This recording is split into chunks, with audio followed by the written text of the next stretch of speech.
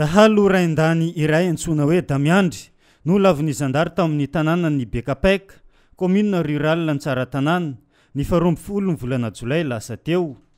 Dahalo mpangalatr'omby Damiandry, tokony tamin'ny fitora ariva tamin'ny fotoana io, no nangalara ny omby maromaro tamin'ny fianakaviana iray tany an-toerana. Taoriana kelin'izay, nanao fanarandia ny zandary ka sarona izy tany an-dalana,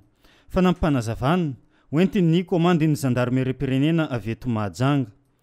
Tamin'ny le 12 juillet teo dia nisy dahalo nanafika tanàna anankiray tao amin'ny district Antsaratanàna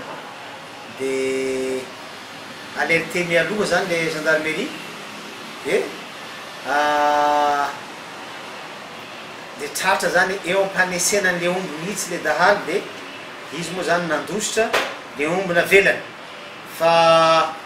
noezahana ihany zany nanenjika an'le dahalo fa tsy tsara dia farany nampiasa basy dia maty voatifitra le dahalo dia marina fa ny fitaovana teny aminy zany dia lefona ihany dia tsisy basy izy. Ny 1 volana Jolay foa 20 volana Jolay indray tany amin'ny commune rurale Bekoratsaka, distrika ny Mampikony, dahalo 7 lahy indray no nanafika tanàna iray ka omby misa 7 no lasany. Nandeha ny fanarandia nataon'ireo zandary tamin'ny fotoana io, niaraka tamin'ny quartier mobile tany an-toerana, ka lavo ny dahalo iray tamin'ny 7 lahy ireo. Ny 8 sisa kosa dia tafatsoka avokoa ary tafaverina amin'ny tompony omby. Nisy dahalo nialon'le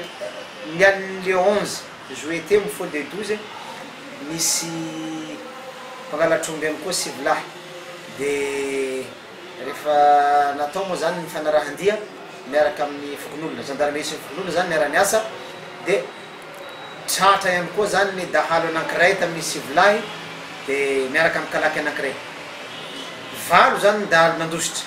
fa tsy fantatra hoe ino aby ny fitaovana nisy tany aminy fa le tratra ty zany tonga dia tratra ny fokon'olona zany ny tena nahafaty an'io dahalo io miaraka amin'le quartier mobile dia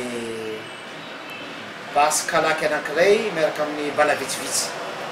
Mitohatra ny asa fampandriampahalemana ataon'ireo gendarmerie-pirenena avy amin'ny groupement rehetra atao anatin'ny faritany Mahajanga amin'izao fotoana izao.